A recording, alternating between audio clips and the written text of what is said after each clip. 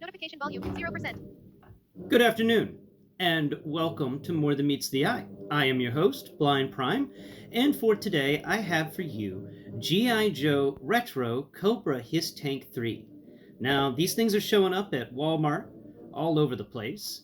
You can pick them up from between $20 and $30 depending on your Walmart location. I got mine for $24, and maybe you can pick one up for cheaper. Just, yeah, they're pretty expensive online right now, so be careful about that. You are watching More Than Meets the Eye. This is a show that is on the channel Blind Prime. Blind Prime is a channel devoted to raising awareness for the blind through alternative means and methods, including action figures, how to teach people of the blind how to transform their transformers, sharing stories, and teaching the blind how to assemble action figure accessories and stuff, like I did with blind builds for the Cobra Hiss Tank 3. So please, if you don't mind, like and subscribe and share and comment below. I need your help to raise awareness for the blind, and with your help, I can do it. It's not a job any one person can do by themselves, it requires people. And I hope that you can help me out. All right, well, let's get into it and what I think about the Cobra Hiss Tank 3 and how it feels to me. So, what about this is more than meets the eye? Now, first off, it's not light. This is a decent toy. It's got a good heft to it, and it's darn near indestructible. A friend of mine was hanging out with me, and he's got that thing where he can't talk without slamming his arms all over the place, and he mid sentence flung his arm out, flung this guy off the counter into my living room, where he planted face first into the hardwood floor, and just kind of sat there. The top canopy didn't even come off. How awesome is that? I mean, the figure did come out of it, but the canopy stayed pretty good. And this new clear plastic they're using for this canopy, it's not fragile. It doesn't feel fragile. It feels like it has a little mold to it. It feels plastique, to use the term for slightly moldable object. It feels that way. Like it can take some shocks, it can take some absorption. Other clear canopies would have cracked when that hit happened. This didn't crack.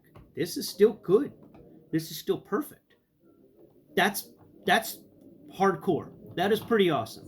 So you know when you're getting this thing, it's not going to break easy. You're going to have to work to break it.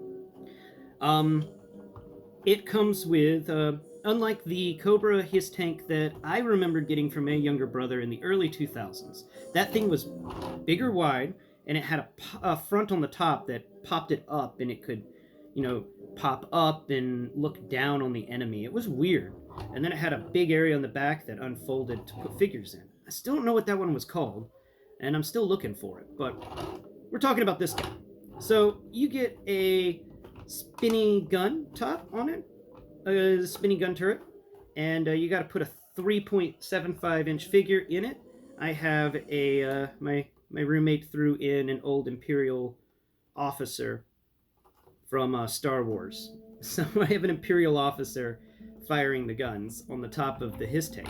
The Hiss Tank does come with its own action figure, this Hiss Tank driver dude, which, I'm sorry, I keep forgetting the name for this guy, but he's a decent action figure.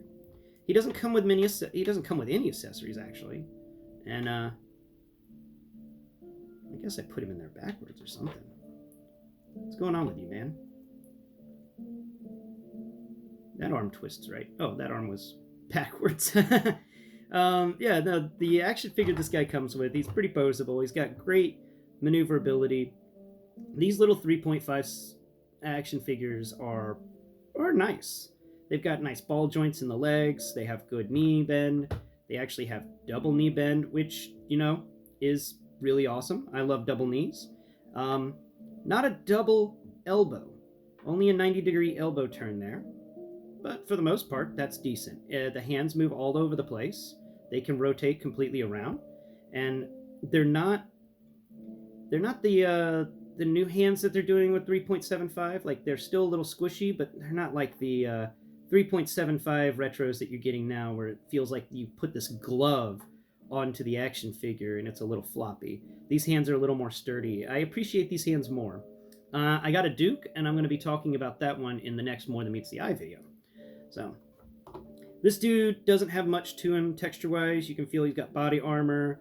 He's got some muscle textures and some cloth textures on his arms, and his legs also have cloth texturing with what feels like steel knee pads. I mean, it's plastic, but you know it can feel like that.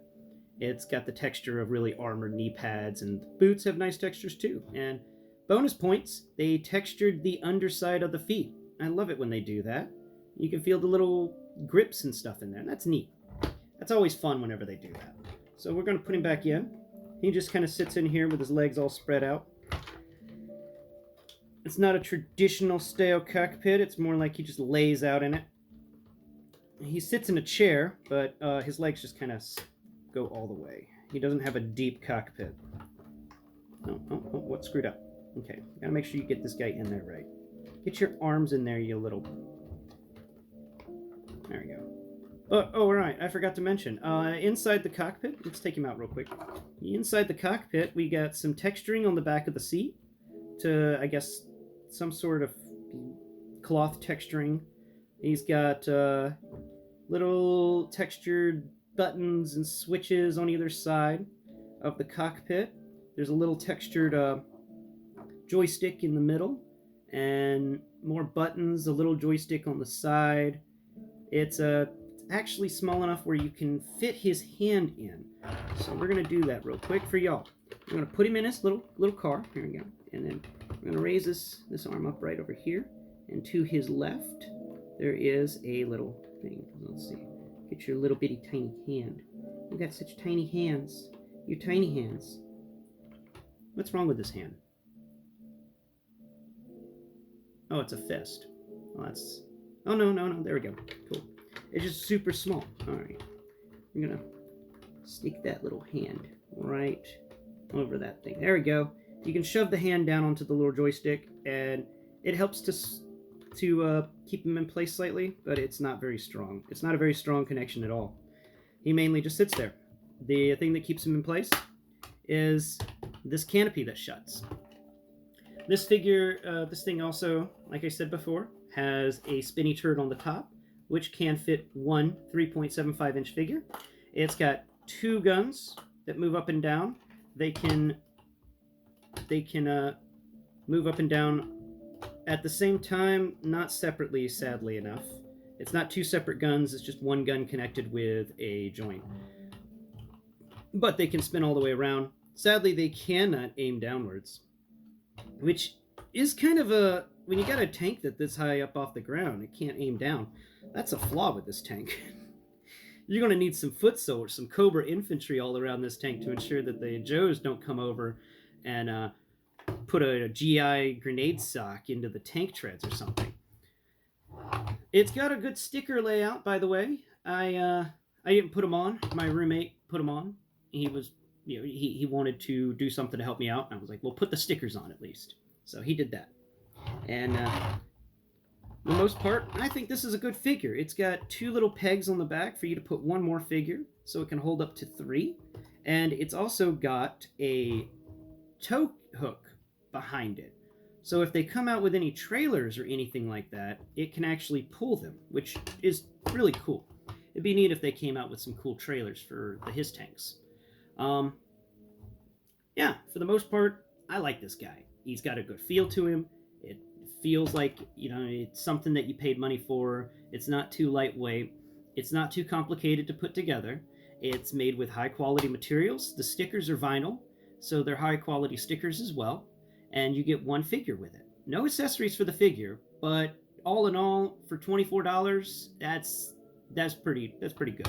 That's a good price for $24. This thing is really nice, and I really hope that one day they can do something for the 6-inch G.I. Joe line, the classified line. Maybe not a Hiss tank like this one, but maybe a Hiss tank like I was talking about before that could rise up. Maybe that was a Viper tank. I remember it came with a big Crimson guy as the driver. But anyway, guys, I think that's all for now. I hope that you have enjoyed the show. I hope that you have learned something about the G.I. Joe Retro Cobra Hiss Tank 3. And, well, I don't have anything bad to say about this thing. The only negative is that I wish I had some more guns. And that's it. This thing's pretty good. It made me happy. I'm just amazed by it. I wasn't expecting that. Part of me is thinking now to get the HasLab project for the retro line. I mean, if the HasLab project for the retro line is just as good as this thing, I hope better than this thing. I mean, if it's better than this thing, that's amazing.